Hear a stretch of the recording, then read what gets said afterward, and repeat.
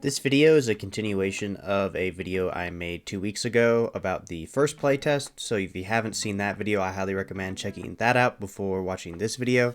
I'll leave a link to it in the description. This video is meant to serve as an update to what changed in the second UE5 playtest that OWI released for Squad this last weekend. This video includes things that I noticed were in fact changed or improved / still needed change from the last playtest, or are things that I noticed for the first time or had heard about the first time but hadn't seen for myself until I tried it for myself in this second playtest. So let's hop straight into it. First and foremost, the thing that I know most people are going to be the most interested in is the performance. Last playtest was plagued by really bad server performance. It wasn't necessarily the UE5 engine that seemed to be really lagging, it was server lag and the latency and hitching that came along with that. It really impeded most gameplay throughout the playtest and impeded stuff like radio chatter and vehicle and gun audio. I'm happy to say that they seem to have fixed this issue almost entirely in this playtest. I was still having occasional hitching, but not nearly as bad as it was before, and the radio communication, you could tell by the audio, was not laggy at all, which was a good indication that the servers were working better. Now, I don't have background information if the servers themselves were upgraded that were then approved for the second playtest, or OWI fixed it. The information that I had seen on servers, it does seem though that they had done something that had fixed the problem from an OWI side versus a server side. Now, server lagginess aside, it does seem that the performance maintained relatively the same as last time on the previous playtest. So last time, a lot of the mid to high tier setups were seeing a performance boost, where most low tier setups struggled to keep up with the engine update. From my personal experience, maps like Narva and Balea actually saw a nice boost to my frames on my setup, whereas the new Basra, which I played, I seem to have gotten better frames than from when I played the first playtest. However, I wasn't in as dense of a city area for the games I had played on New Basra in the second playtest as I was in the first playtest. So take that information with a grain of salt. However, a cause of the performance uptick in maps like Basra and other sunny green maps could be what I saw a lot of people talking about on Squad community forums, was OWI reducing the shadow intensity for the update this second time around. I saw a lot of people comparing the lighting in the second playtest to the first playtest and saying that it did not look as nice and were upset. But if this is indeed to increase performance, I think that is a worthwhile trade-off that the game doesn't look as pretty as it could, so people can actually play the game at good frames. And as it stands, UE5 squad lighting does still look significantly better than UE4 squad lighting. Those were the bulk of the main changes from playtest to playtest, being the performance difference. Additionally, they seem to have patched quite a few of the bugs that were either a result of an older version of Squad that they hadn't fixed for the playtest, or were causing stuff like the audio issues with weapons and vehicles. This time around, I really tried to focus on playing vehicles in this playtest just to see all the changes that there were with them. Since the last playtest, I had only been able to play with them minimally. The first playtest, I was only able to use tracked vehicles that were Logi vehicles and hadn't actually played any heavy IFVs or MBTs with tracks, and I can say for certain I was definitely wrong when it came to my assessment with all tracked vehicles, where tracked Logis like the AAV and the VDV BTR Logi felt really good with the track changes, especially with the VDV BTR Logi. In current Squad, it does this kind of thing where you have to hit AD all the time to keep it straight on the road.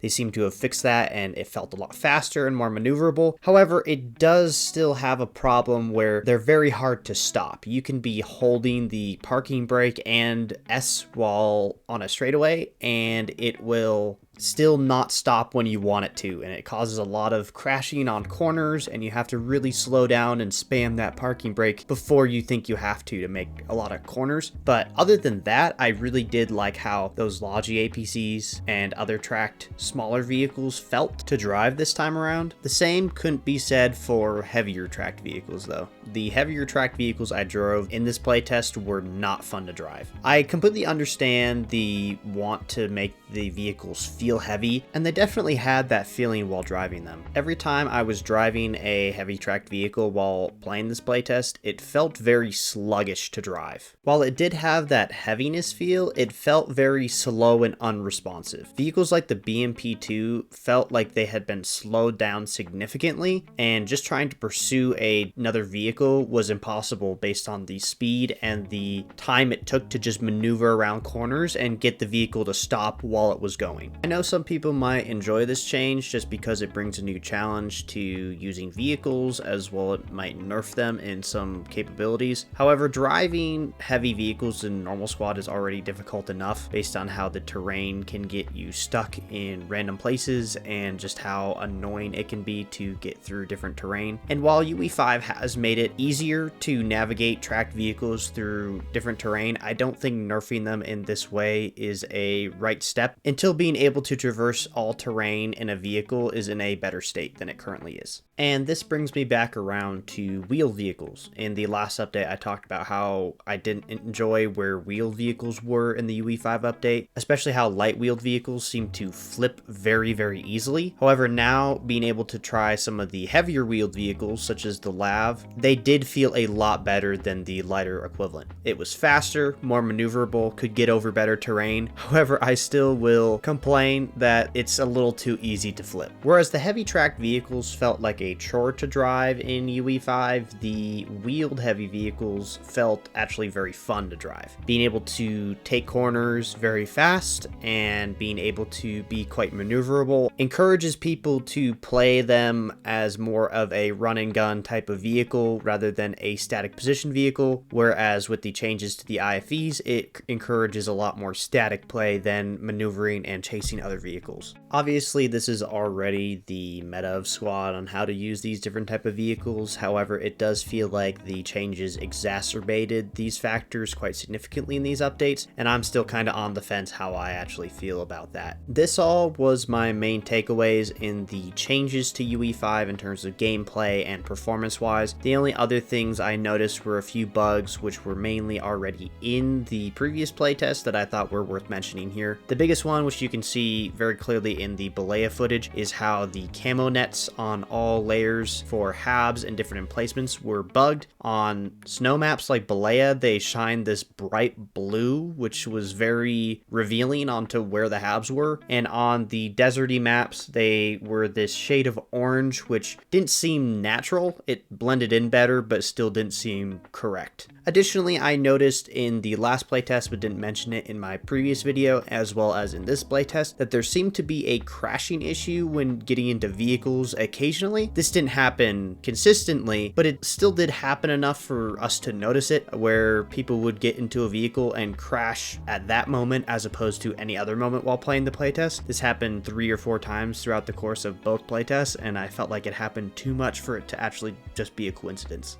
Other than that, I didn't notice any other major bugs that were new in this playtest, just a couple of old legacy ones, such as when you get in a vehicle, your camera is actually outside the vehicle and you have to change seats to actually be seated physically in the vehicle. But that one's been in Squad for so many years that it might as well be a feature at this point. Overall, I am very happy with this playtest. They seem to have fixed a lot of the major performance issues that was my main criticism last time I played, but it does seem that the playtest is in a better state, and I hope they can just iron out some of the lingering performance issues as well as how the vehicles operate. I hope you guys enjoyed the video, and if you have any feedback on how the playtest went for you, or disagree with anything I said, or if I missed anything, please feel free to leave a comment below. Anyway, see you next time.